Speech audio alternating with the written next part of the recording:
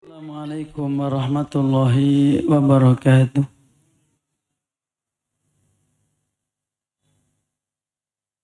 Alhamdulillahi rabbil alamin. Wassalatu wassalamu ala asrafil anbiya wal mursalin. Wa ala alihi wa sahbihi wa man tabi'ahum bi ihsanin ila yaumiddin. Ashhadu an la ilaha illallah wahdahu la syarika lah. Wa ashhadu anna Muhammadan abduhu wa rasuluh. Sallallahu ala nabiyyina Muhammadin wa ala alihi wa sahbihi wa man tabi'ahum bi ihsanin ila yaumiddin. Para jamaah, para hadirin, bapak-bapak, ibu-ibu, seluruh jamaah pengajian, ikhwan wal akhwat yang senantiasa dirahmati Allah Subhanahu wa ta'ala.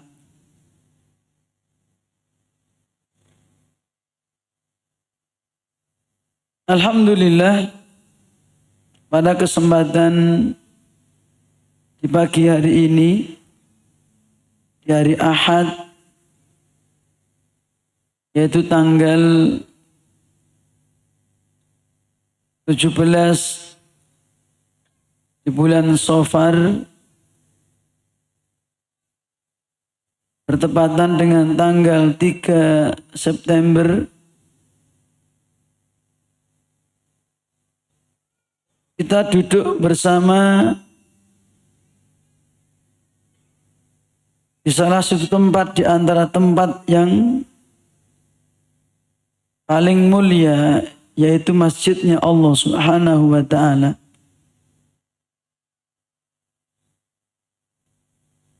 Yaitu di antara tempat yang paling dicintai oleh Allah Subhanahu wa ta'ala dalam rangka mencari barokahnya Allah Subhanahu wa ta'ala yang ada di masjid ini.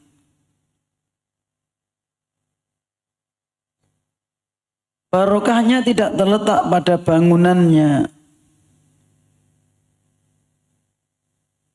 tidak terletak pada keindahannya, tetapi barokah Allah yang ada pada masjid adalah dengan mendatangannya untuk beribadah di dalamnya, baik dengan sholat, qiraatul Quran, berzikir di dalamnya, baik zikir hati ataupun zikir lisan, dan juga zikrul jawarih, zikir anggota badan, termasuk di antaranya adalah majelis taklim ini.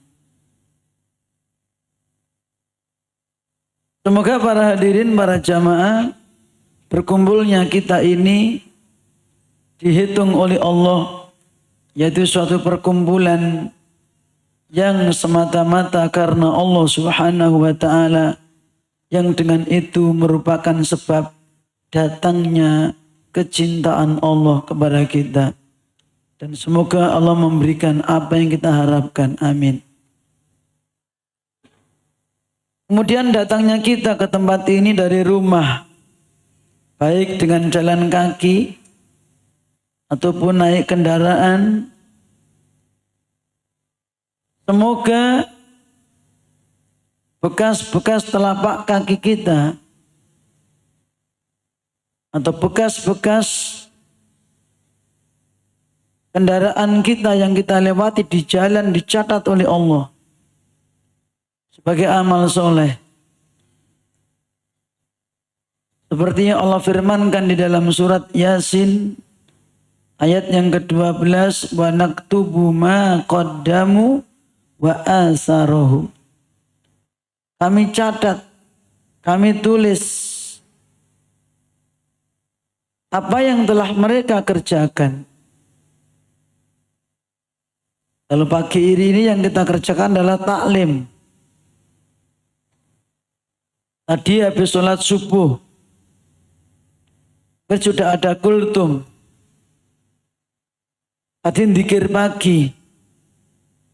Semua dicatat oleh Allah. Sekarang taklim.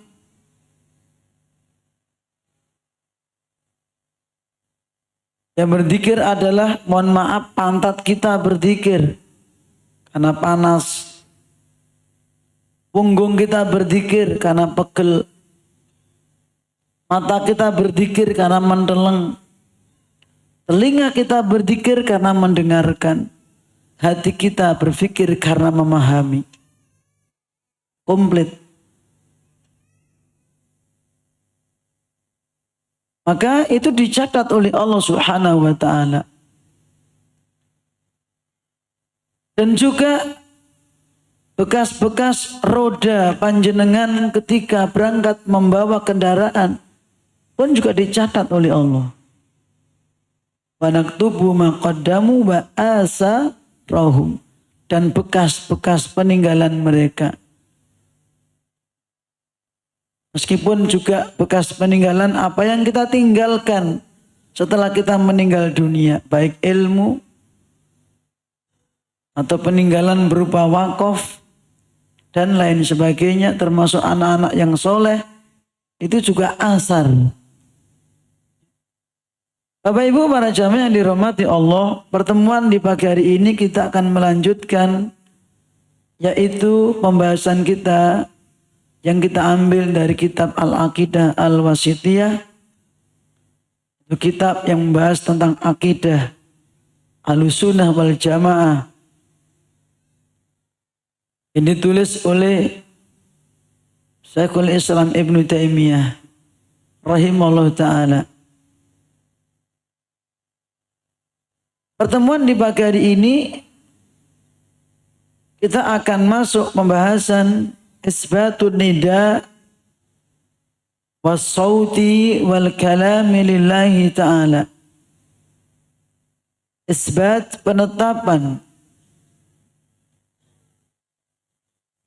tentang panggilan, suara, serta perkataan bagi Allah.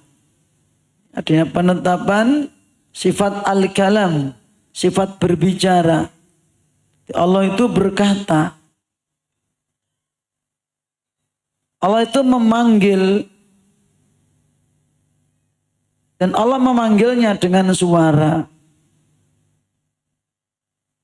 Ini termasuk di antara i'tiqad, keyakinan, di antara keyakinan Ahlussunnah wal Jamaah. Maka sebelum kita masuk, tetap kita sampaikan prinsip yang urgen, yang sangat penting untuk kita pahami dan harus selalu kita pegang. Prinsip di dalam menetapkan nama-nama dan sifat-sifat Allah. Tidak boleh sembarangan. Tidak boleh sakarepe dhewe, tidak. Tetapi di dalam prinsip-prinsip Ahlussunnah wal Jamaah, semua akidah yang kita yakini haruslah berdasarkan dalil, haruslah berdasarkan wahyu, baik yang Allah turunkan di dalam Alkitab, itu Al-Quran, maupun seperti yang apa Rasul sampaikan melalui hadis-hadisnya. Itu prinsip pedoman Ahlussunnah wal Jamaah ketika menetapkan akidah. Jadi tidak boleh sembarangan kita meyakini apa yang kita yakini. Berarti ini harus gini, ini boleh. Maka hal itu harus disesuaikan dengan dalilnya.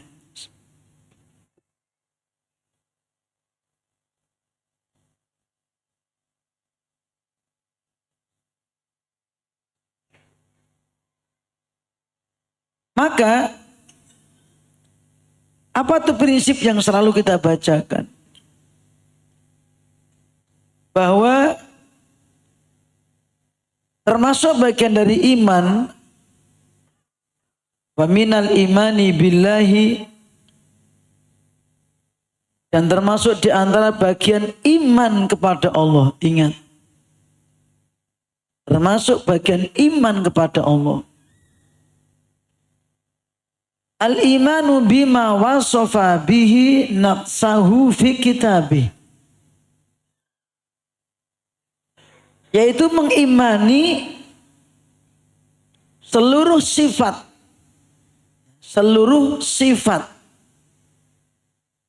yang Allah tetapkan,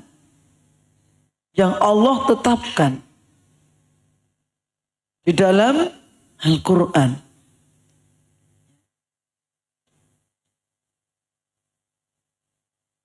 Itu mengimani seluruh sifat Allah maksudnya. Ya. Seluruh sifat Allah yang Allah sifatkan, yang Allah tetapkan di dalam Al-Quran. Ini wajib kita tetapkan. Karena Allah gaib. Tidak bisa kita lihat bagaimana sifatnya, bagaimana perbuatannya, apa nama-namanya. Maka seseorang tidak akan mungkin tahu tentang Allah kalau Allah sendiri tidak mengabarkan. Kalau Allah sendiri tidak memberitakan, maka tidak ada seorang pun yang tahu bagaimana sifat-sifat Allah.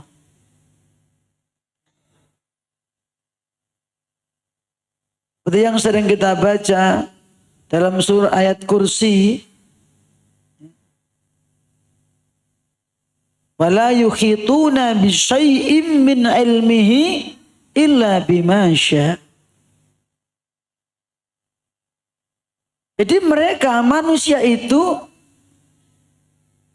wala yukhituna bisyai'in min ilmihi, tidak ada seorang pun yang tahu tentang ilmu yang berkaitan dengan Allah, min ilmihi, itu min ilmi sifatihi wa dzatihi wa asma'ihi. Jadi tidak ada seorang pun yang akan tahu hakikat nama Allah, zatnya Allah, sifat-sifat Allah illa bima syaa, melainkan apa yang telah dikehendaki oleh Allah. Malaikat asalnya tidak tahu. Para nabi rasul asalnya tidak tahu. Kalau tidak diberitahu oleh Allah. Demikian pula kita.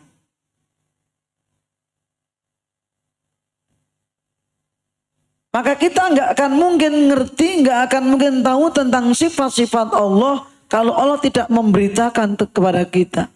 Nah, ketika Allah telah memberitakan, telah mengabarkan, maka kewajiban kita adalah al-isbat, apa? Menetapkan.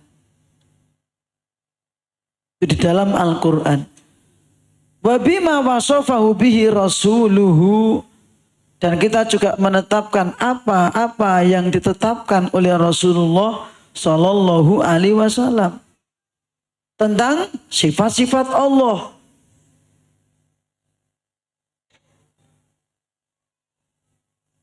Kenapa kita mengimani apa yang ditetapkan oleh Rasulullah Sallallahu Alaihi Wasallam? Karena Rasulullah Sallallahu Alaihi Wasallam adalah utusannya Allah. Disuruh untuk menyampaikan, memberitakan tadi. Dia adalah manusia yang paling ngerti tentang Allah. Tidak ada satu makhluk pun yang lebih ngerti tentang Allah dibandingkan yaitu para utusan-utusan Allah, wabil khusus yaitu Rasulullah Shallallahu Alaihi Wasallam. Dia paling ngerti. Maka prinsip Ahlussunnah wal Jamaah ketika menetapkan nama-nama Allah, sifat-sifat Allah harus berdasarkan dalil dari Al-Quran dan Sunnah. Tidak boleh ngarang-ngarang. Tidak boleh membatasi jumlahnya. Kalau Allah tidak membatasi. Ini prinsip Ahlussunnah wal Jamaah. Karena orang yang ngarang-ngarang pasti dasarnya dhon, kira-kira. Ya, maka akidah tidak bisa didasarkan dengan kira-kira atau dhon. Harus dengan sesuatu yang pasti, yaitu wahyunya Allah Subhanahu wa taala. Bapak Ibu para jamaah yang dirahmati Allah, termasuk di sini adalah isbatun nida was-saut wal kalam lillahi taala, penetapan adanya ucapan atau perkataan al-kalam, termasuk adanya panggilan. Contohnya dalam Al-Quran. Seluruh ayat-ayat Al-Quran itu menunjukkan kalamnya Allah. Ya. Ini apa nih? Ini firman Allah. Ini apa? Ini perkataan Allah dalam Al-Quran. Kan gitu. Maka seluruh ayat itu menunjukkan kalamullah.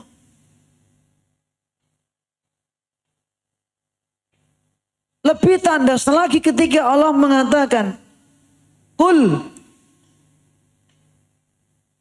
a'udzu birabbil falak, contohnya.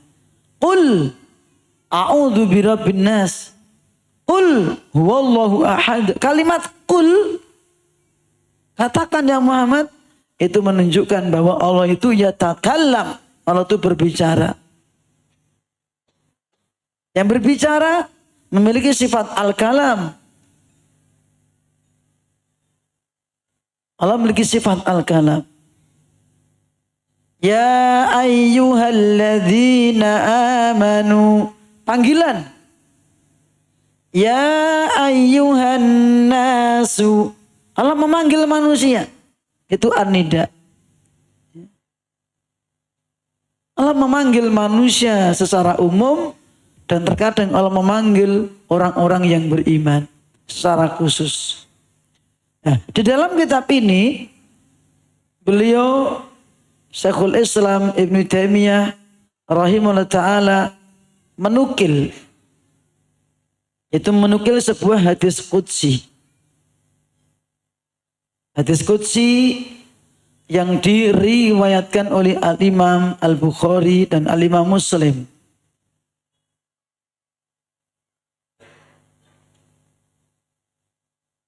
Itu menukil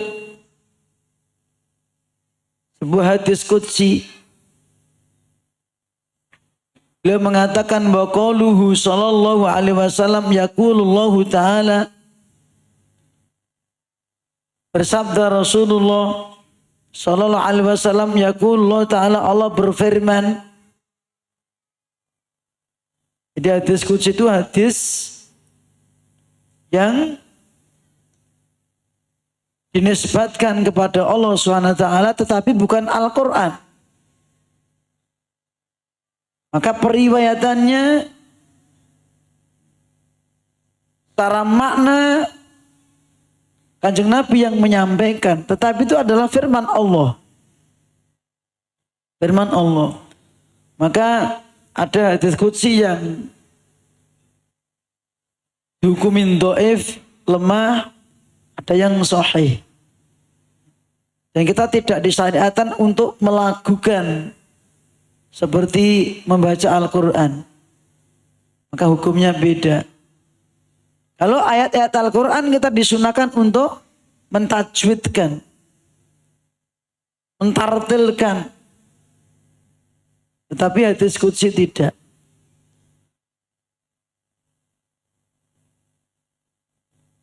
Allah berfirman, yaqulullahu ta'ala, ya Adam, Ya Adam. Allah memanggil Nabi Adam alaihissalam.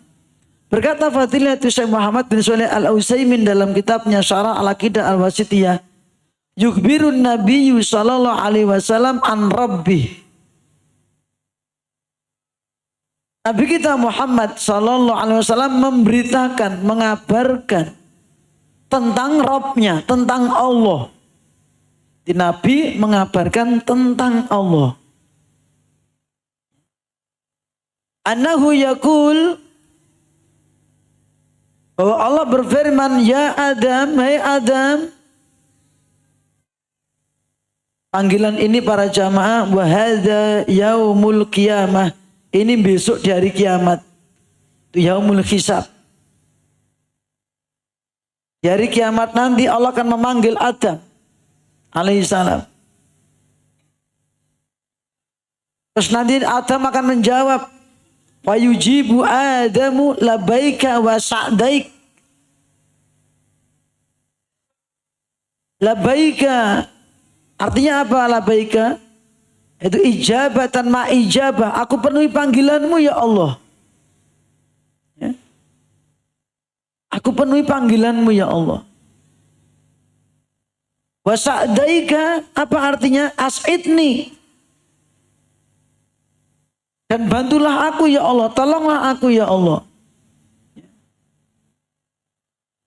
Wasa'daika itu is'adan bada is'ad, bahwa Kanjeng Nabi Adam alaihissalam ketika dipanggil Allah, beliau menyambut dan mengatakan labbaika, aku penuhi panggilanmu ya Allah, sendika dawuh ya Allah. Ya? Masuk ketika orang yang umroh ataupun haji, setelah dia berihram, dia disunahkan untuk membaca talbiyah. Maka ini talbiyah. Labbaika Allahumma labbaik. Labbaika la syarika laka labbaik. Innal hamda wa ni'mata laka wal mulk la syarika lak. Ya Allah, aku penuhi panggilanmu ya Allah. Jadi bapak-bapak, ibu-ibu, kalau panjenengan bisa umroh, bisa haji, itu sesungguhnya panggilan Allah. Ya? Dan kemudahan dari Allah. Dan taufik dari Allah. Agar Anda nanti mendapatkan kebaikan yang banyak ketika menjalankan haji ataupun umroh. Tetapi setelah sampai sana, terkadang orang itu menyelisih apa yang diucapkan dari talbiyah tadi. Karena dalam talbiyah itu mengandung unsur tauhid. Labbaika la syarika laka labbaik. Aku penuhi panggilanmu ya Allah. Dan tidak ada sekutu bagimu ya Allah. Jadi kita dipanggil ke sana itu untuk mentauhidkan Allah. Ya? Supados kita niku nyawiji akan Allah wonten salebetipun ibadah. Maka ritual apapun yang dikerjakan yang masuk dalam manasik haji atau umroh itu merupakan ibadah kepada Allah. Seperti tawaf, mengelilingi Ka'bah. Ya. Kalau sudah kelilingi Ka'bah, berhenti talbiyah. Ketika kita mengelilingi Ka'bah, bukan berarti kita menyembah Ka'bah. Enggak seperti apa yang disangkakan oleh orang yang tidak paham. Bukan berarti kita itu menyembah Ka'bah. Menyembah atau beribadah kepada Ka'bah, bukan. Kita itu beribadah kepada Allah dengan cara mengelilingi Ka'bah. Maka tawaf itu diantara salah satu cara, diantara cara-cara ibadah yang Allah syariatkan. Maka kita tawaf dalam rangka menjalankan perintah Allah. Jadi jenengan walaupun tidak doa, sudah mendapatkan pahala dalam rangka menjalankan perintah Allah. Itu. Anda sa'i Safa Marwa, ya. Seandainya Anda tidak berdoa, tetapi Anda niatkan, Anda sa'i dari Safa ke Marwa 7 kali itu, maka itu merupakan bentuk beribadah kepada Allah. Anda sudah mendapatkan pahala. Seandainya Anda datang langsung balik tanpa doa, ya, tanpa doa.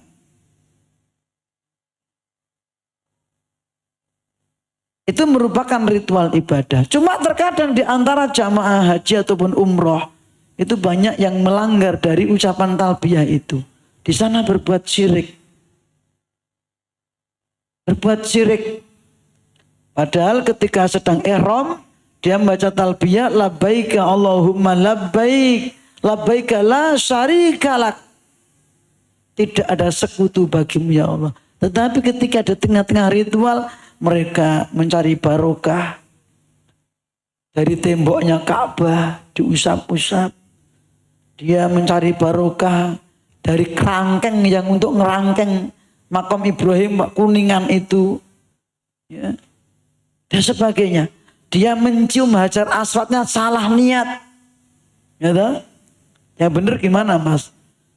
Yang benar nyium hajar aswad itu niatnya apa? Apa mencari barokah dari hajar aswad? Nah, ini kekeliruan. Terkadang orang habis nyium hajar aswad pamer. Wah, aku nyium hajar aswad le. Nah gimana? Aku ya serondoli ngapain? Itu namanya dolim. Jadi ketika kita bisa mencium hajar aswad, itu niatkan, ini sunnah Nabi. Saya mencium karena disunahkan, dianjurkan. Sehingga saya mencium dalam rangka menjalankan sunnah Nabi. Itu berkahnya di situ. Bukan mencari barokah dari batu itu. Bukan. Berkahnya Anda ketika datang ke sini ya taklim ini insya Allah. Sholat Anda di masjid. Bukan musab-musab temboknya masjid. Bukan menciumnya cagaknya masjid. Tidak. Tapi ritual Anda ketika di dalam masjid itu sesuai dengan syariatnya Allah. Sholat berjamaah. Berzikir di situ. Baca Quran di situ. Taklim, duduk di majelis. Itulah berkahnya yang ada di masjid. Termasuk walaupun di Masjidil Haram, di Masjid Nabi sama. Temboknya itu nggak kandung berkah.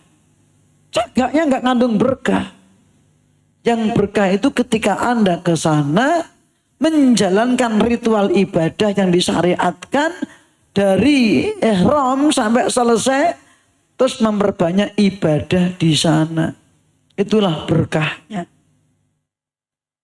Bukan karena kita mengusap-usap temboknya Masjidil Haram, mencium setiap cagaknya diambungi kabeh. Ndak. Ya. Kembali ke awal. Di sini Nabi Adam alaihissalam ketika dipanggil oleh Allah Subhanahu wa taala, ya Adam. Maka ini panggilan. Dan Adam menyambut labbaika wa sa'daika, ya Allah aku puni panggilanmu. Tetapi as'idni. Tolonglah aku, bantulah aku ya Allah. Karena makna sa'daika bahwasanya maknanya adalah tus'idani wa tu'inani. Semoga engkau memberikan pertolongan kepadaku dan memberikan bantuan kepadaku. Dipanggil, dia menyambut, semoga engkau memberi pertolongan kepadaku ya Allah. Seperti itu. Terus kemudian fayunadi bisautin. Kanjeng Nabi paring pangandikan fayunadi bisautin. Kemudian Allah memanggil dengan suara. Ya. Jadi nanti Allah memanggil dengan suara. Mak, kita nggak akan bisa membayangkan bagaimana suaranya. Dan nanti mungkin ketika di akhirat Allah memanggil kita, kita akan tahu bagaimana suaranya. Seperti saat ini kita gak bisa melihat zatnya Allah, gak bisa melihat wajahnya Allah. Tetapi nanti di akhirat, ketika orang sudah masuk ke dalam surga, atau orang itu orang yang bahagia ketika di padang mahsyar, dia akan melihat wajahnya Allah. Ini seperti nanti juga mendengar suaranya Allah. Bahkan orang-orang yang mati syahid ketika meninggal dunia, yang arwahnya ditaruh di dalam perut burung yang berwarna hijau, dia berterbangan di dalam surga sampai menuju ke bawah arsy, dipanggil sama Allah, mendengar. Saat ini termasuk nanti di surga. Cuma saat ini kita nggak bisa membayangkan karena itu gaib. Kembali ke awal. Jadi para jamaah dirahmati Allah SWT, bisautin dengan suara. Terus Allah berfirman dengan menggunakan kalimat dhamir gaib. Innallaha ya'muruka. Ada yang manggil Allah. Tapi Allah mengatakan innallaha, bukan ini, bukan. Tapi innallaha. Ya. Ini seperti seorang raja yang datang atau presiden datang ke tempat kita. Masyarakat, Pak Presiden merintahkan kamu, padahal dia presidennya, gitu. Raja datang ke tempatnya masyarakatnya. Masyarakatku, raja memerintahkan kalian, padahal dirinya raja. Dan ini Allah mengatakan innallaha ya'muruka. Walam yakul ini amiruka. Tidak mengatakan aku memerintahkan kamu, tidak. Kenapa Bapak Ibu? Ini maksudnya apa? Hadza min babil kibriyai wal azamati. Hadza min babil kibriya wal azamah. Ini merupakan tujuannya adalah Allah menampakkan kesombongan dan keagungannya. Ya, karena memang Allah sendiri yang berhak sombong, maka makhluk tidak boleh sombong. Sifat kesombongan itu miliknya Allah, bukan miliknya makhluk. Maka kalau seorang makhluk kok sombong, ya, maka dia melawan Allah, nyaingi Allah. Maka jangan sampai kesombongan masuk ke dalam hati kita. Karena itu sebagai penghalang kita masuk ke dalam surga. Seperti dalam hadis riwayat Muslim, la yadkhulul jannata man kana fi qalbihi misqalu dzarratin min kibr. Tidak masuk surga orang yang dalam hatinya terdapat kesombongan walaupun sekecil biji yang paling kecil. Sombong itu ada dua, kepada Allah dan kepada makhluk. Terus para sahabat bertanya, ya Rasulullah, inna rajula yuhibbu an yakuna thawbuhu hasanan. Pripun menawi enten tiyang ingkang remen rasukanipun sae, bajunya bagus. Wa na'luhu hasanan, sandale apik. Sandal kulit itu, sepatune kulit, bajune apik. Apa kita termasuk sombong wahai Rasulullah? Kalau kita pakai sandal apik, sepatu apik, klambi apik, apa sombong? Enggak, itu bukan sombong. Bukan itu yang namanya sombong. Sombong itu ketika seseorang siji batorul hak, menolak kebenaran, itu sombong. Loro wa ghamtun nas, merendahkan manusia. Kalau orang itu pakai sepatu bagus, bajunya bagus, kok sampai merendahkan orang, ya itu sombong, gitu. Tapi kalau cuma sekedar memiliki baju bagus, dia seneng, sepatu sandalnya apik, dia seneng, maka nggak termasuk sombong. Itu hal-hal yang mubah. Tapi nek jenengan nggo sepatu sing larang dipomar-pamerke, gitu, diungkat-angkat, nggih nyombongi wong, gitu, pakai baju bagus, biar apa namanya, Anda nampak tinggi, orang yang wah.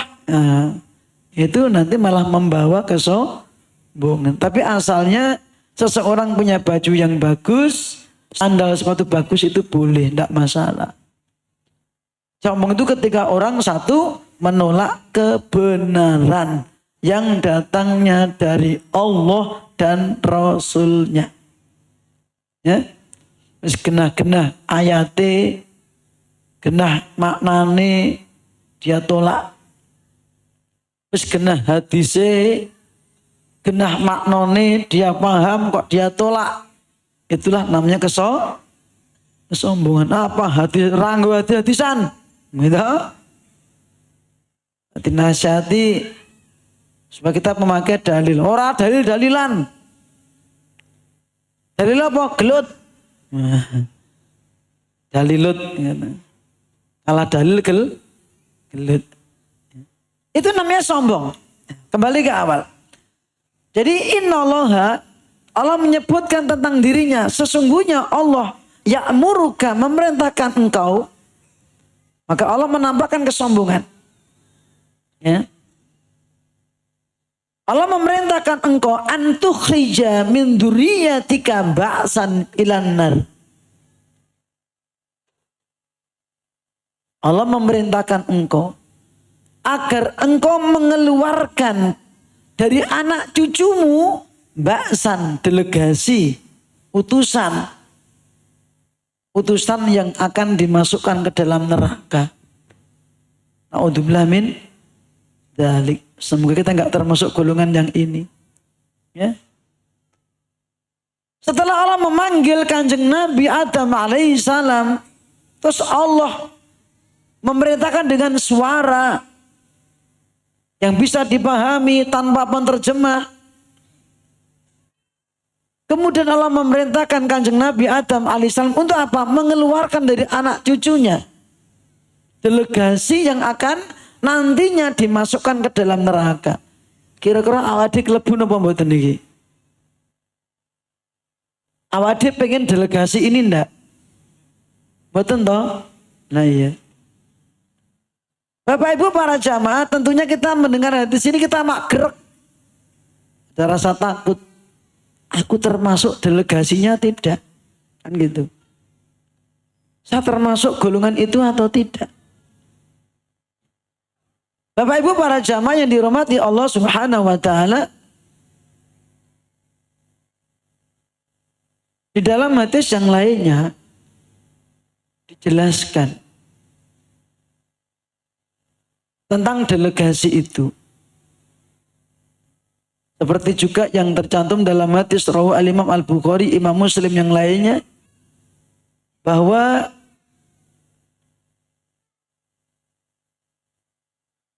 dalam hadis itu Nabi Adam bertanya, "Ya Rabbi, ma ba'sun nar?" Wahai Rabbku, wahai Tuhanku, sinten punika delegasi utusan ke neraka?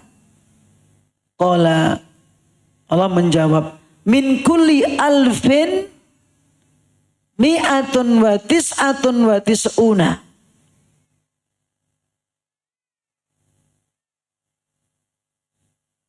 Min kulli alfin berapa? Tis'un, mohon maaf keliru. Tis'u mi'atin, 900, ya, 99. Artinya itu dari kalangan Ya'juj dan Ma'juj. Dari kalangan Ya'juj dan Ma'juj. Hadisnya agak panjang, ya. Yaitu ketika Nabi Adam alaihissalam dipanggil oleh Allah Subhanahu wa taala supaya mengeluarkan utusan yang diutus untuk ke neraka, Nabi Adam bertanya, "Ya Rabbi, ya Allah, ma ba'sun nar?" Siapa itu utusan ke neraka? Qala, Allah menjawab, min kulli alfin tis'u mi'atin wa tis'atun wa tis'una. Itu setiap 1000 ada 999. Ya. Tetapi Nabi kita mengatakan itu dari kalangan Ya'juj dan Ma'juj. Tahu nggak Ya'juj dan Ma'juj?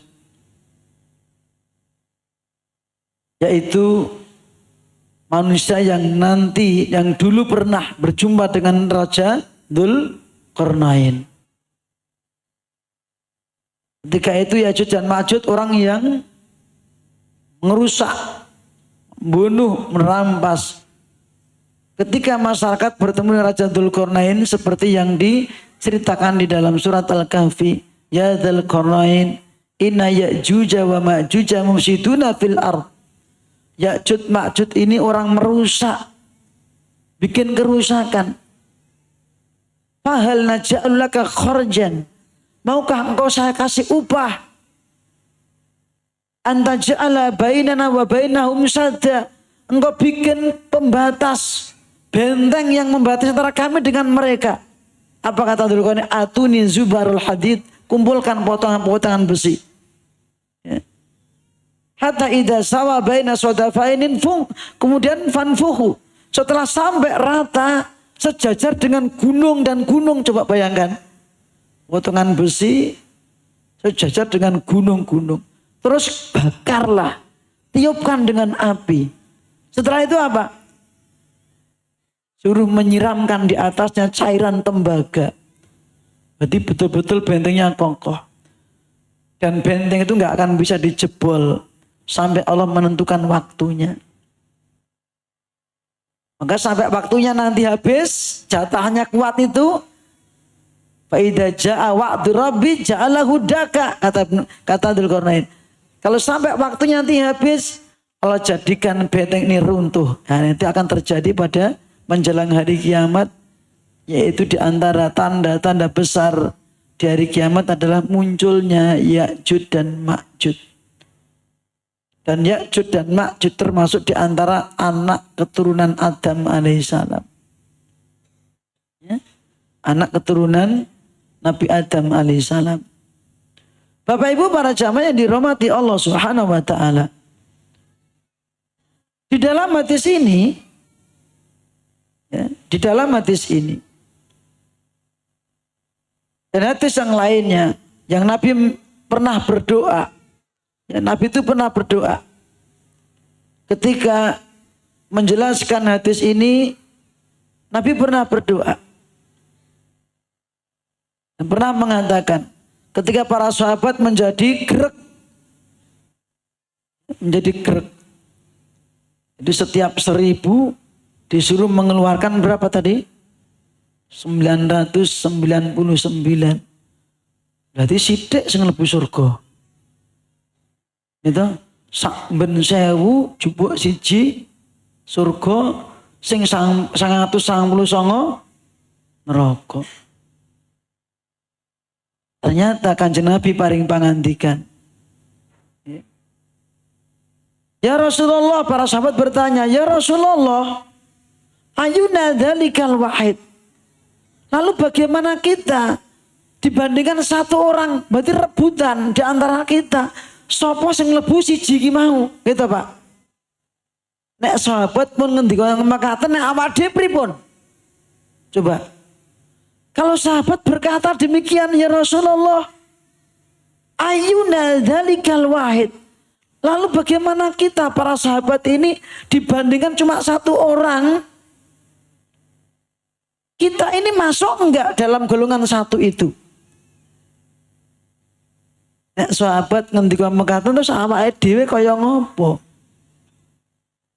Tapi jangan putus asa bapak-bapak, ibu-ibu.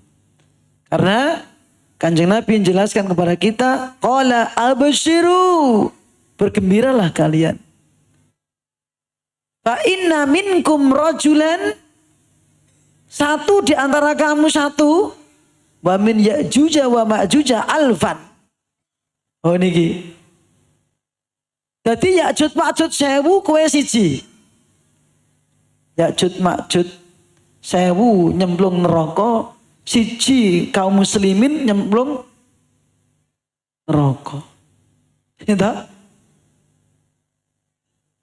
Berarti mayoritas kaum muslimin masuk ngeten lho Pak. Paham? Muga-muga awake dhewe sing mlebu surga mboten sing melu nyemplung neraka. Amin. Benih. Berarti dengan demikian Ya'juj Ma'juj itu jumlahnya banyak. Tapi Allah sendiri yang maha tahu. Maka nanti diceritakan, dikisahkan. Ketika sudah muncul mendekati hari kiamat, sampai mereka keluar ngentekke banyu di danau namanya Tobariyah. Ya, danau Tobariyah di Sam sana. Diseruput entek. Sing keri mboten kumanan. Danau yang luas itu Pak. Sehingga nanti ketika munculnya Ya'juj dan Ma'juj itu ketika habis Nabi Isa alaihissalam perang dengan Dajjal. Nabi Isa alaihissalam dan kaum muslimin menang. Dan Dajjal berhasil dibunuh. Di tempat yang namanya Babul Lud. Ya. Di antara ulama mengatakan tempat itu sekarang dipakai untuk bandaranya ya Yahudi. Zionis. Ya. Di sana nanti dibunuh. Setelah itu Allah munculkan apa? Ya'juj Ma'juj. Nabi Isa nggak berbuat apa, nggak bisa berbuat apa-apa. Akhirnya mengajak menyingkir kaum muslimin ke Bukit Tur. Naik ke Bukit Tur, berlindung di sana. Lah, di sanalah Nabi Isa alaihissalam dan kaum muslimin berdoa kepada Allah agar Ya'juj dan Ma'juj dimatikan. Ini sebenarnya ada hikmah yang besar. Kisah Nabi Isa alaihissalam kaum muslimin dengan Ya'juj Ma'juj ini ada faedah besar. Ya. Ketika kaum muslim itu kepepet, tidak bisa apa-apa. Doa ini sangat mujarab. Ya, yang membunuh Ya'juj Ma'juj yang menghabiskan itu sebabnya apa? Doanya Nabi Isa alaihi assalam dan kaum muslimin. Allah kabulkan. Allah kabulkan. Ingat nggak kisahnya Abruhah? Abruhah yang mau nyerbu Ka'bah. Tujuannya apa? Merobohkan Ka'bah. Agamanya Abruhah itu dengan Abdul Muthalib JAP Abruhah. Kenapa? Abruhah itu ahlul kitab. Nasrani. Abdul Muthalib musyrik. Penyembah berhala. Tetapi karena niat jahatnya Abruhah ingin menghancurkan syiar-syiarnya Allah, Allah hukum. Dan itu diantaranya apa? Sebelum dihancurkan itu doa itu Abdul Muthalib. Pegangan pintu Ka'bah sambil berdoa. Yang sebelumnya diajak rundingan sama Abruhah. Abdul Muthalib cuma mengatakan, saya memenuhi undanganmu ke sini. Saya ingin meminta unta saya yang kamu rampas. Berapa? 200 unta dirampas. Setelah itu diremehkan sama Abruhah. Kok cemen men ya Abdul Muthalib? Kok hina sekali kamu itu? Aku ini kesini mau merobohkan Ka'bah itu loh. Kok malah jaluk unta. Apa kata Abdul Muthalib? Kakeknya Kanjeng Nabi Muhammad SAW. Kalau unta-unta itu punya saya, itu hak saya, tak minta. Tetapi Ka'bah itu yang punya adalah Allah. Allah itu Baitullah. Jadi orang musyrik zaman dulu itu Pak juga meyakini adanya. Bahkan orang musyrik zaman sekarang juga sama. Nek jenengan tangkoti sapa sing nyiptake langit bumi? Mesti Allah. Gusti Allah. Yang ngasih rezeki siapa? Allah. Cuma mereka tidak mau setelah Nabi diutus tidak mau menerima dan meyakini bahwa Muhammad Sallallahu Alaihi Wasallam sebagai utusan Allah untuk memberikan syariat, membawa syariat, menyebutkan dan mencontohi tata cara ibadah kepada Allah. Mereka nggak menerima. Itu dari zaman ke zaman. Ya. Orang yang menolak Rasul itu juga orang yang dalam hatinya meyakini adanya Allah. Ya, meyakini Allah itu zat yang maha pemurah. sing maha murah, sing murbing dumadi, gitu, sing maha kuwasa. Mereka meyakini, cuma tidak mau menerima apa yang dibawa oleh utusan Allah. Aku ora percaya nek iki utusane Allah, kan gitu. Maka mereka punya syariat sendiri, tata cara sendiri dengan berdalih yang penting tujuannya podo nang Allah, kan gitu.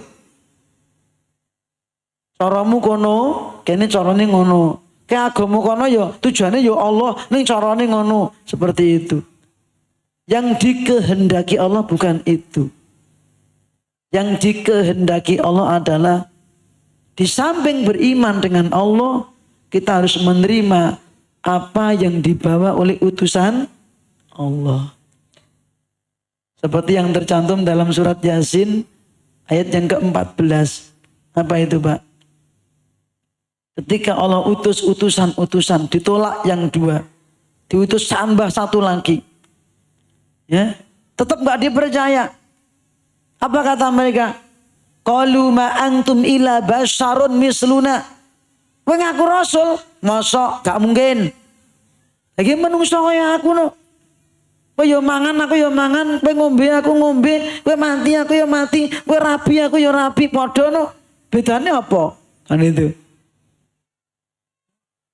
Qalu ma antum illa basyarun misluna. Wa ma anzala rahmanu min syai', kata mereka.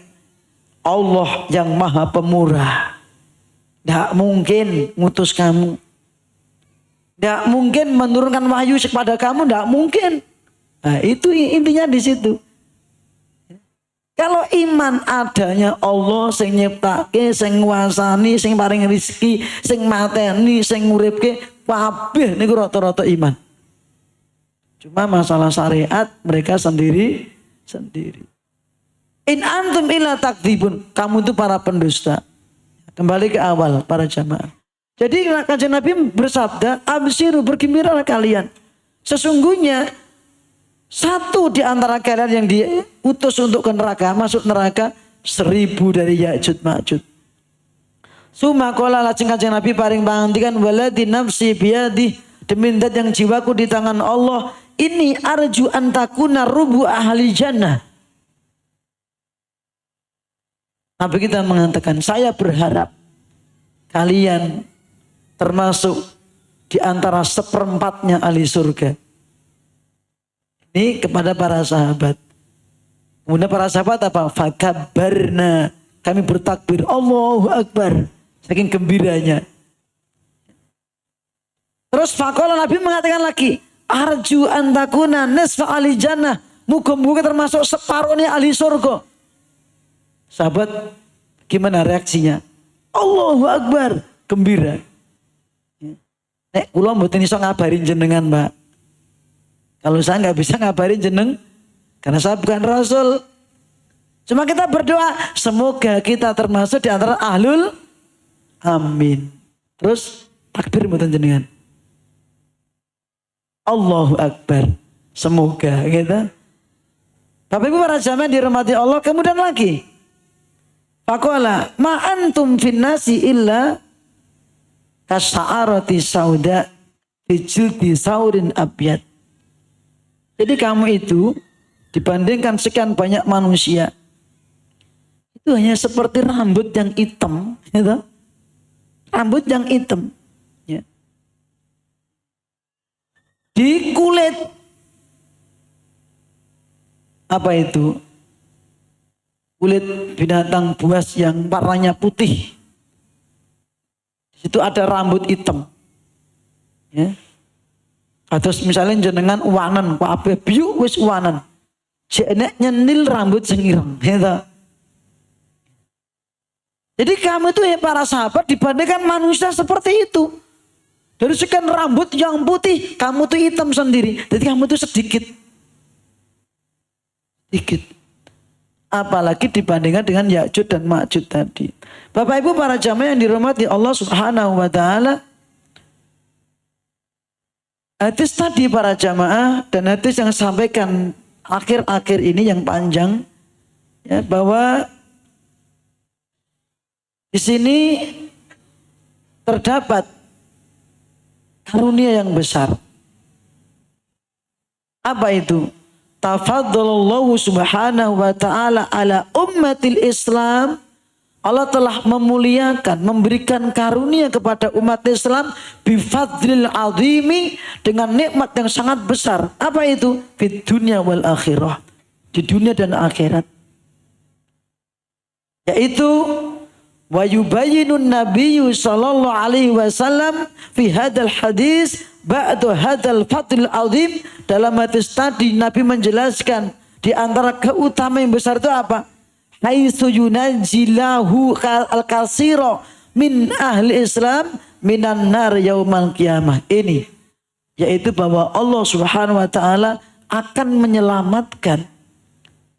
menyelamatkan mayoritas dari ahlul Islam dari neraka. Ini. Maka ini juga termasuk kabar gembira buat kita. Kenapa? Karena Kanjeng Nabi kita Muhammad Sallallahu Alaihi Wasallam memberikan kabar gembira kepada kita, kepada para sahabat. Kita pun juga harus bergembira. Pertama, bergembira dengan nikmatul Islam. Ya, bergembira dengan nikmatul iman. Ya, karena ketika kita itu Islam, kita itu iman dan mau istiqomah sampai akhir hayat, maka insya Allah itu merupakan asbab seseorang mendapatkan nikmat terakhir di dunia. Apa itu? Husnul khotimah. Ya. Kalau kita gembira dengan Islam ini, Bapak Ibu para jamaah, senang. Ya. Mendapatkan Islam, iman, seperti Anda mendapatkan nikmat dunia, Anda akan menjaga. Gitu. Anda punya barang yang istimewa, pasti dijaga. Anda punya kendaraan yang istimewa, dijaga. Terutama dikerukupi, dicuceke, diresiki gitu Pak. Meleret sidik, disepetke. Gini apa nggih? Boleh enggak seperti itu? Boleh. Ngene dhewe kok. Gitu. Selama tidak berlebihan. Apalagi yang diberikan kepada kita itu apa? Nikmat terbesar, iman Islam. Sampai Nabi mengatakan qad aflaha man hudiya ilal Islam. Sungguh beruntung orang yang dibimbing kepada Islam. Beruntung. Dan di dalam Al-Quran dalam surat Yunus ayat yang ke-58, Allah Subhanahu wa taala mengizinkan kita, bahkan memerintahkan kita bergembira, senang mendapatkan itu, sehingga perlu kita rawat. Apa? Qul bi fadlillah. Ini fadl. Fadl ketika di dunia. Qul bi fadlillahi wa bi rahmatih.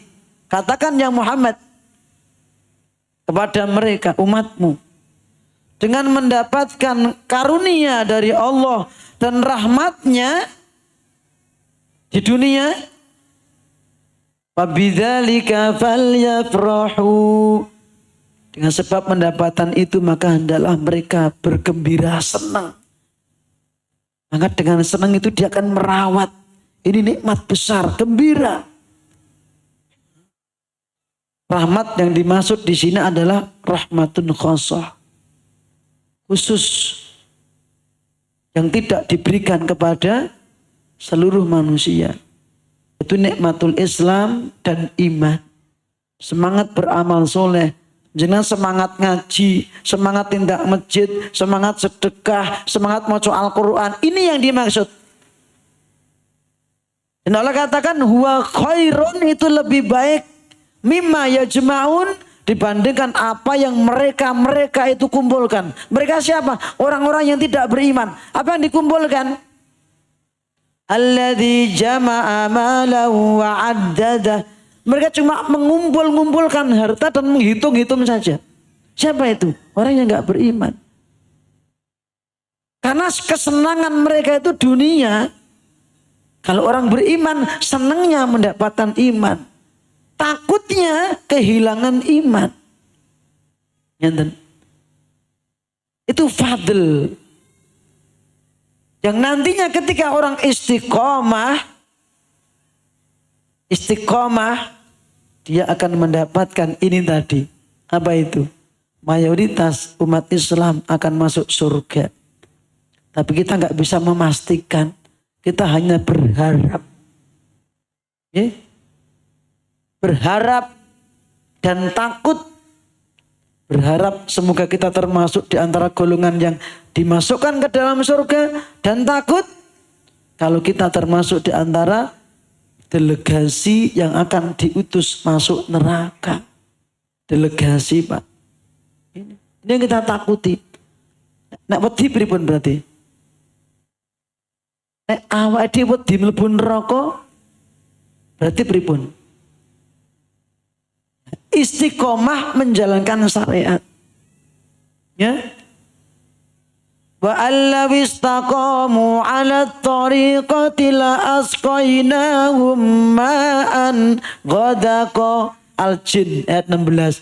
Kalau mereka mau istiqomah di atas tariqah, tariqatul iman, di atas iman, tariqatul Islam, sungguh kami akan memberikan minum yang melimpah kepada mereka. Apa artinya? Rizqan wasi'an.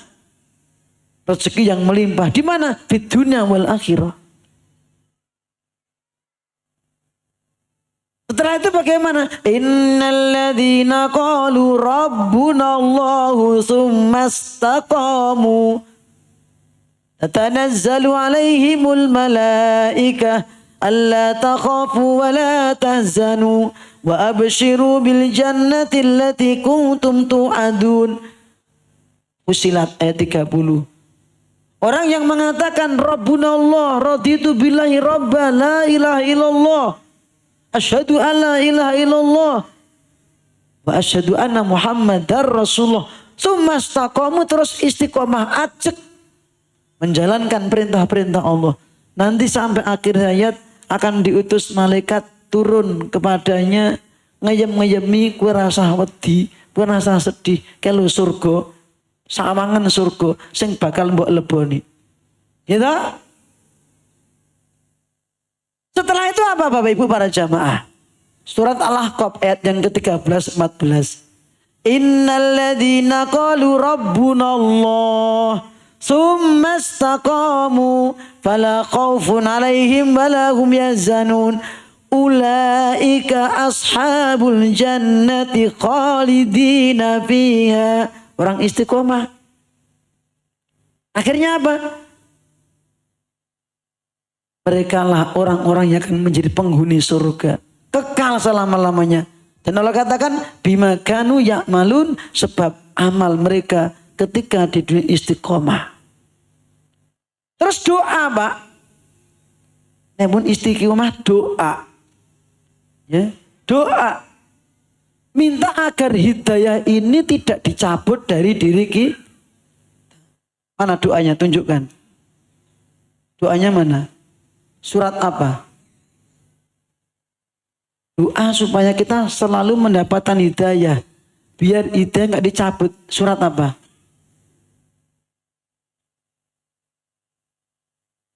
Ada yang jawab? Mangacung. Saya bisa jawab. Saben sholat jangan maca kok ya. Ihdinas siratal mustaqim. Anda sedang berdoa itu, minta hidayah. Saben sholat kudu diwaca. Ping pinten? Ping pinten? Minimal 17. Niku nek jenengan duduk di antara dua sujud macane dikira komplit ping 34. Allahumma gfirli warhamni wahdini. Minta hidayah lagi. Dan hidayah ini Bapak Ibu hidayah dua jumlahnya. Satu hidayatul irsyad. Bimbingan. Ya Allah bimbinglah aku. Maka apa maknanya? Ursyudna. Bimbinglah aku ya Allah. Yang kedua hidayah taufik. Itu hidayatul qabul. Menerima bimbingan itu. Dan mengamalkannya. Apa maknanya? Allahumma alhimna.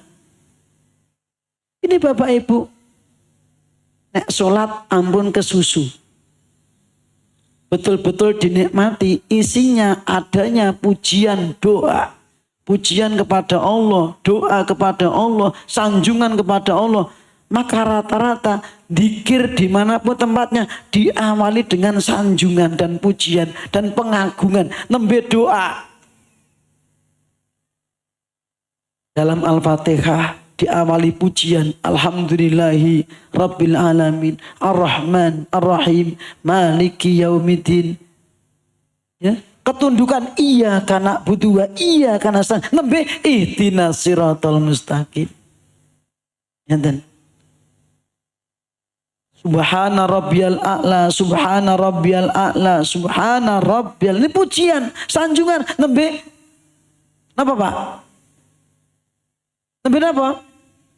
Doa. Subhanaka Allahumma bihamdika Allahumma gfirli. Doa ini ku carry. Itu karena memang adabnya doa kayak gitu.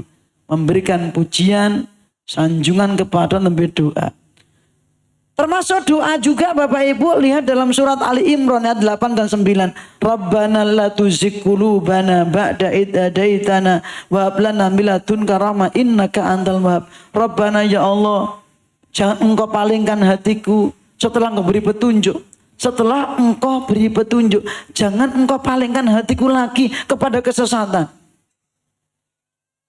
Jangan engkau palingkan aku dari Islam, dari iman, dari amal soleh. Tetapkan dalam hatiku ya Allah iman itu. Wahab lana min ladunka rahmah. Berilah kami rahmat dari sisimu. Ya, rahmatul hidayah, rahmatul iman dan seterusnya. Innaka antal wahhab. Akhirnya juga minta agar dimatikan dalam husnul khotimah. Wa kafir anna sayyiatina wa tawaffana ma'al abror.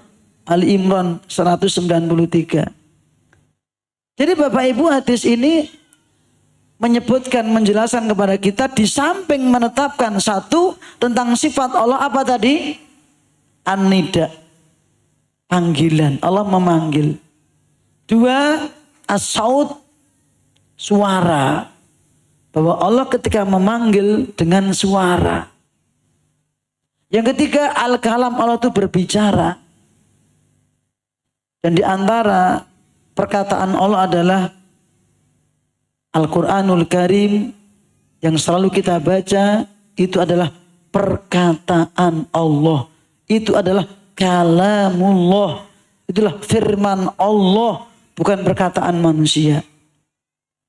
Berikutnya juga di antara faedah hadis ini adalah menjelaskan kepada kita, Bapak Ibu para jamaah, adanya apa? Targhib dan tarhib. Targhib memberikan kabar gembira kepada kita, dorongan untuk semangat istiqomah. Kenapa? Bahwa mayoritas di antara umat Islam ini akan dimasukkan ke dalam surga. Tetapi kita jangan kemelindi. Jangan kemaki. Aku mesti mlebule. Jangan. Kenapa? Karena sahabat saja takut. Ya Rasulullah, ayuna min dalikal wahid. Lalu bagaimana kami ini dibandingkan yang satu tadi? Ini ketakutan para sahabat. Kita pun juga demikian, kita harus takut. Ke awake dhewe ora klebu sing golongan masuk surga. Terus gimana kalau takut? Kita minta kepada Allah. Pertama minta hidayah ditetapkan dalam hati kita. Tentunya juga kita minta surga. Seperti doa yang dipanjatkan Rasul sendiri kepada Allah. Minta surga, Pak. Kira-kira Kanjeng Nabi itu masuk surga enggak? Masuk. Dijamin. Masuk surga, dijamin dosanya diampuni. Tetapi dia masih berdoa. Minta surga. Allahumma inni as'alukal jannata wa ma qarraba ilaiha min qaulin aw amalin. Ya Allah, aku memohon kepadamu surga ya Allah. Merengek Kanjeng Nabi. Apalagi kita. Ya? Apalagi kita. Dan bila kepadaku ya Allah perkara-perkara yang mendekatkan kepada surga. Baik itu perkataan ataupun perbuatan. Yang dapat mendekatan aku dalam surga. Ini Kanjeng Nabi kita Muhammad. sallallahu alaihi wasallam. Jadi adanya tarhib, apa itu?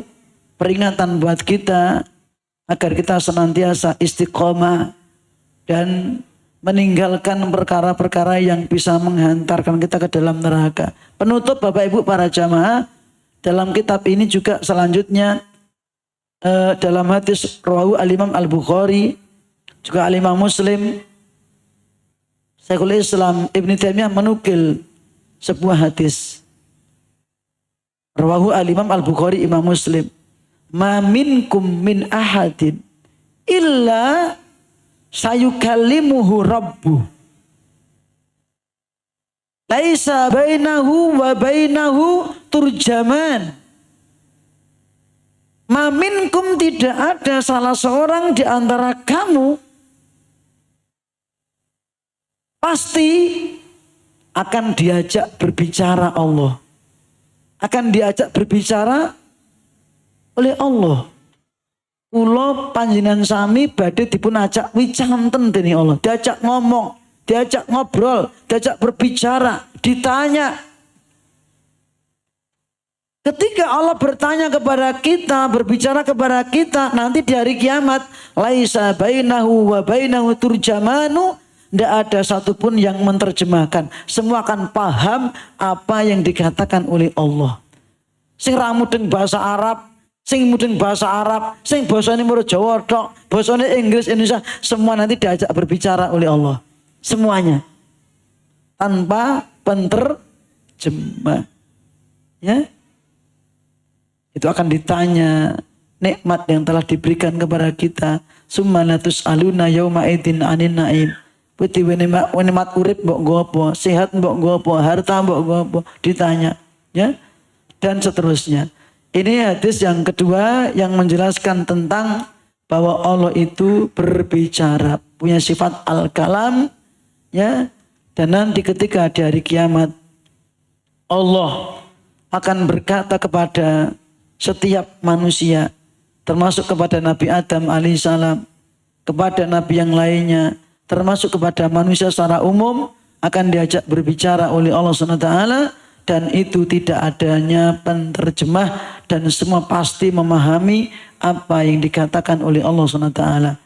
Bapak Ibu para jamaah yang dirahmati Allah, demikian yang dapat saya sampaikan pertemuan di pagi hari ini, yaitu bahasan yang berkaitan dengan sifat an-nida wa saud wal kalam bagi Allah SWT, dan termasuk di antara pemahaman Ahlussunnah wal Jamaah mengimani itu semuanya apa yang telah Allah tetapkan baik di dalam Al-Quran maupun melalui hadis-hadis Rasulullah Sallallahu Alaihi Wasallam. Pertemuan akan datang kita akan membahas yaitu judul yang baru dengan judul Isbatu uluwillahi ala khalqihi wa istiwa'ihi ala arsyih. Allah itu maha tinggi, ya. Bagaimana pembahasannya? Tunggu tanggal mainnya, yaitu pekan pertama yang akan datang insya Allah. Demikian dapat saya sampaikan, ada benarnya semuanya datangnya dari Allah, kemudian Rasulnya. Jika ada yang kurang dan keliru, itu semata-mata dari saya sendiri. Saya istighfar kepada Allah SWT. Kita berharap semoga Allah SWT senantiasa membimbing kita, senantiasa berjalan di atas siratal mustaqim. Dan semoga Allah SWT berikan taufik kepada kita. Semoga Allah beri kemudahan kepada kita untuk melaksanakan apa yang menjadi tuntutan dari siratal mustaqim. Dan semoga Allah SWT menggolongkan kita termasuk di antara delegasi yang akan masuk ke dalam surganya Allah Subhanahu wa ta'ala. Amin ya rabbal alamin. Wa akhiru da'wana alhamdulillahi rabbil alamin. Wa sallallahu ala nabiyyina Muhammadin wa ala alihi wa sahbihi ajmain. Ada pertanyaan?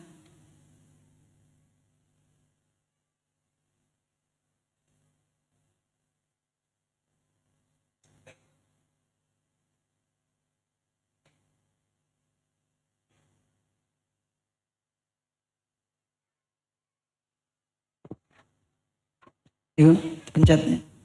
Bismillahirrahmanirrahim. Assalamualaikum warahmatullahi wabarakatuh. Waalaikumsalam warahmatullahi wabarakatuh. dari apa yang disampaikan Ustadz, ada satu kegembiraan bagi kita umat muslim bahwasanya dari 1.000 hanya satu dari umat muslim yang insya Allah nanti dijadikan delegasi di dalam neraka. Ya. Namun yang menjadikan momok hari ini mungkin bukan saya pribadi, bahwasanya Islam akan terpecah menjadi 73 golongan.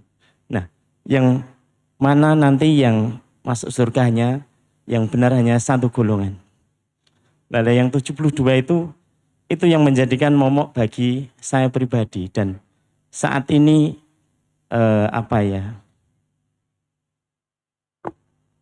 untuk mencari yang lurus itu yang seperti apa, biar kita pun tidak termasuk dalam yang 72 golongan tersebut. Terima kasih. Assalamualaikum. Terima kasih Mas Cika atas pertanyaannya. Tentang kebingungan yang dia bingungkan, bahwa umat Islam ini terpecah menjadi 73 golongan. Yang 72 oleh Nabi kita Muhammad sallallahu alaihi wasallam diberitakan akan masuk neraka. Satu yang selamat. Pertama harus kita luruskan, 72 itu diancam masuk neraka, tapi tidak ada penjelasan tentang kekalnya. Jadi nanti penyimpangannya besar kecilnya sesuai dengan penyimpangannya. Jadi masuk neraka sesuai dengan penyimpangannya. Kalau itu penyimpangannya ringan, ya, maka juga siksanya ringan. Atau mungkin semua dosa selain syirik, ya, itu masih ada kesempatan diampuni oleh Allah. Kalau orang sampai meninggal dunia membawa penyimpangan, kekeliruan dalam beragama atau maksiat, selama tidak membawa kesyirikan yang besar, maka masih ada kesempatan diampuni oleh Allah. Seperti yang tercantum dalam surat An-Nisa 48, innallaha la yaghfiru ayyushraka bihi wa yaghfiru ma duna dzalika liman yasha. Sesungguhnya Allah tidak akan mengampuni dosa syirik. Artinya apa? Ketika orang sudah meninggal, sampai meninggal belum tobat dari syirik, naudzubillah min dzalik, maka tidak akan diampuni dosanya. Artinya khalidina fiha. Kalau itu syirik besar. Ya. Dan Allah akan mengampuni dosa selain syirik. Zina, riba, korupsi. Ini ampun korupsi. Dan dosa-dosa yang lainnya, termasuk bid'ah. Ya. Bagi hambanya yang dikehendaki. Kalau Allah menghendaki akan diampuni, kalau tidak disiksa. Cuma tadi sesuai dengan besar kecilnya kemaksiatan yang dilakukan. Itu yang pertama. Ya. Berarti walaupun 72 itu mengalami penyimpangan, itu tetap saudara. Satu agama. Ada masih dalam lingkup saudara, satu agama, satu Islam. Kecuali penyimpangannya itu sampai mengeluarkan dirinya dari Islam. Seperti mengatakan Al-Quran itu bukan kalamullah. Itu bisa kufur. Al-Quran itu bukan perkataan Allah. Itu bisa menjadikan dia kufur. Dia tidak mengimani rukun iman yang 6. Cuma 5 tok, sing takfir ora, bisa kufur. Karena rukun iman harus semua diimani. Ya. Aku mengimani Allah, tapi aku enggak iman kepada Nabi Muhammad. Tok, kufur. Ya.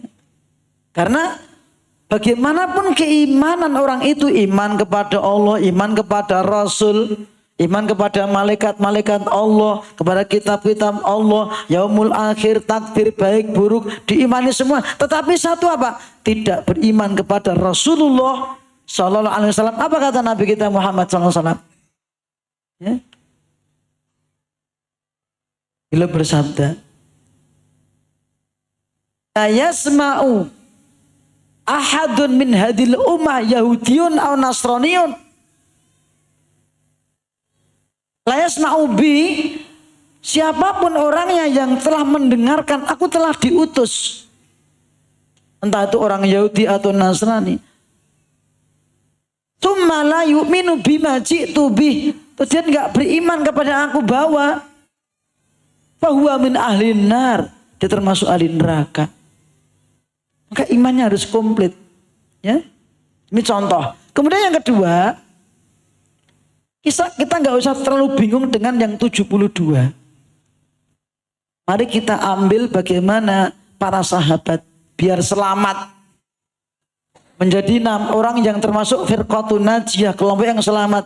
Ketika Kanjeng Nabi menyebutkan sataftariku ummati ala salasin wa sab'ina millah, umatku akan pecah di 73 golongan. Kulluha finnar, semua masuk neraka illa millatan wahidatan, satu yang selamat. Para sahabat yang ditanyakan bukan 72-nya. Tapi yang satu itu siapa Rasulullah? Ya Rasulullah, manhum ya Rasulullah. Sinten sing setunggal niku, siji kuwi lho. Setelah Anda kita tahu yang satu, bagaimana ciri-cirinya, bagaimana dia apa yang ditempuhnya, maka Anda akan sudah punya bekal, punya fondasi, punya filter. Apa itu? Setelah para sahabat bertanya, satu itu siapa Kanjeng Nabi? Kanjeng Nabi menjawab, hum. Mereka yang satu itu adalah man kana ala misli ma ana alaihi al-yauma wa ashabi. Satu yang selamat adalah orang-orang yang beragama seperti apa yang aku alami, aku praktekkan, aku yakini. Jadi dia beragama, berakidah seperti akidahnya Rasulullah Sallallahu Alaihi Wasallam. Saya mau tanya, akidahnya Rasulullah itu sumbernya dari mana? Wahyu. Ya? Wa ma yantiqu 'anil hawa in huwa illa wahyu yuha. Muhammad itu kalau ngomong bukan dasarnya hawa nafsu, tapi wahyu yang diwahyukan. Apa yang keluar dari Kanjeng Nabi itu merupakan sumbernya dari hatinya, keyakinannya. Maka akidahnya Kanjeng Nabi dibimbing dengan wahyu. Al-Quran diberi hadis supaya tetap lurus. Ini, ya. Yang kedua, wa ashabi, dan agama yang telah dipraktekkan oleh para sahabatku. Ya, ini rekomendasi dari siapa? Rasulullah Sallallahu Alaihi Wasallam.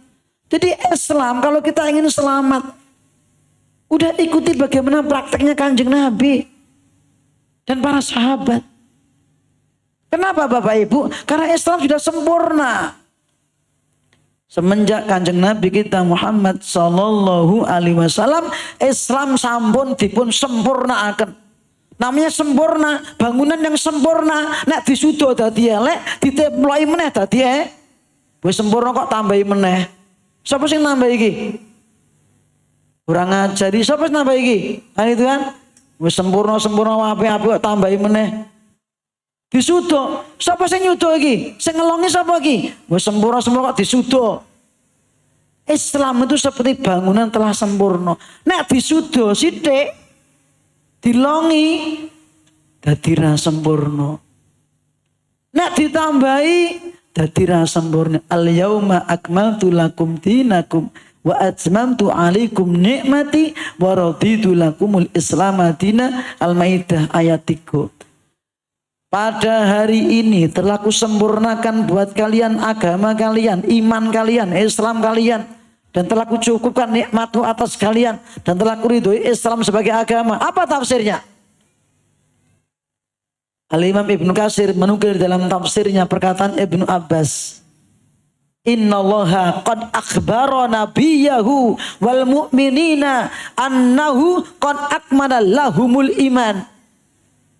Sungguh Allah telah mengabarkan kepada satu nabinya, kedua para sahabatnya, orang-orang yang beriman dan setelahnya, bahwasanya Allah telah menyempurnakan iman.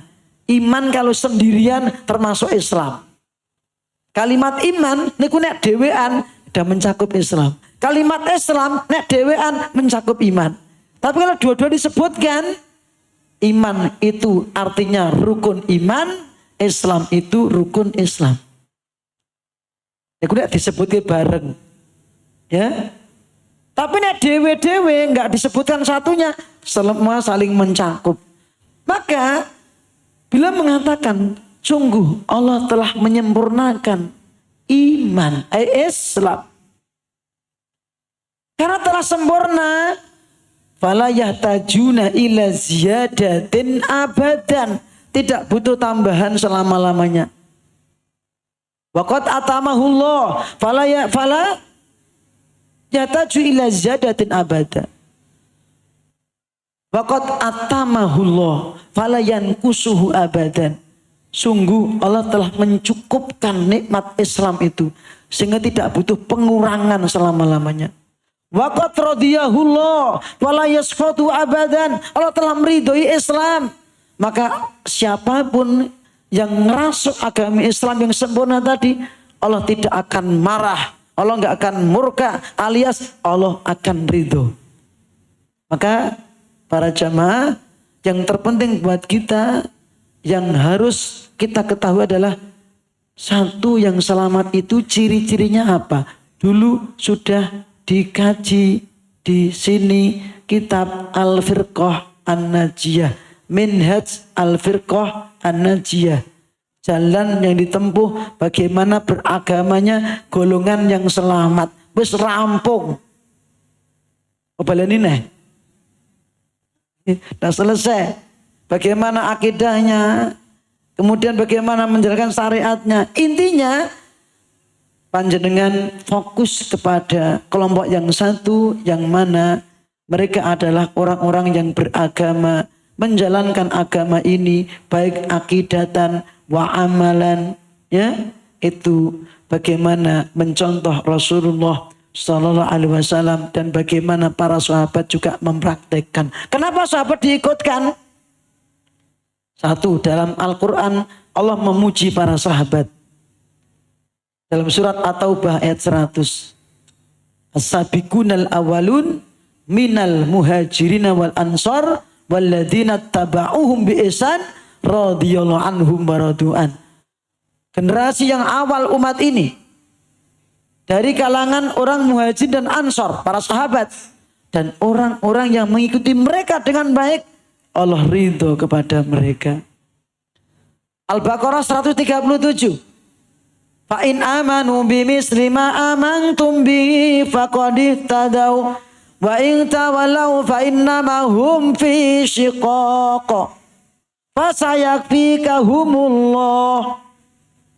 Seandainya manusia seluruhnya itu fa in amanu, beriman, berislam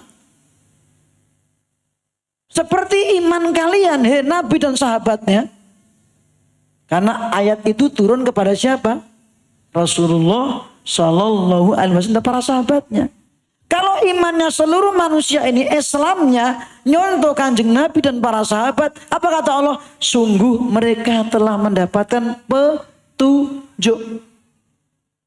Wa in tawallaw, kalau mereka berpaling, kipo-kipo, nggak mau sama tuntunan Nabi, nggak mau ikuti para sahabat, apa kata Allah? Fa innama hum fi shiqaq, sesungguhnya mereka akan berada dalam perpecahan. Itu nyata. Ketika umat Islam nggak mau kembali kepada ajaran kanjeng Nabi kita yang sempurna tadi, tidak mau mencontoh para sahabat, akan terjadi berbagai macam perpecahan yang akhirnya induknya 72 tadi. Itu masih punya cabang-cabang yang banyak di seluruh dunia. 72 itu induknya. Semua firqah-firqah yang menyimpang nanti nginduk kepada 72 itu, linknya, benang merahnya ke situ. Maka 72 itu pokoknya. Ya. Pemikiran pokoknya itu nanti bercabang menjadi banyak jutaan seluruh dunia. Ada yang Khawarij itu pokoknya, Mu'tazilah. Apa Khawarij itu? mengkafirkan kaum muslimin yang bukan golongannya. Gitu ya. Di antaranya Mu'tazilah, apa contohnya? Seperti orang-orang yang menolak syafaat Rasulullah, mengingkari adanya siksa kubur dan sebagainya. Banyak kalau kita kaji yang 72 tadi gak akan rampung-rampung. Maka kita yang terpenting mengetahui yang satu tadi mana sumber kebenarannya. Ya, setelah itu apa? Nanti setelah Anda sudah mantap punya fondasi itu, ketika datang berbagai macam pemikiran, maka Anda sudah punya benteng. Kok bertentangan karo iki, gitu? Itu otomatis, ya. Maka termasuk kewajiban kita Bapak Ibu cukup mendakwakan kebenaran saja di masyarakat. Sampaikan kebenaran. Bentengi masyarakat tentang kebenaran. Tentang kebenaran. Mana sumbernya? Nanti kalau masyarakat itu sudah tahu kebenaran, maka dia punya filter, punya benteng.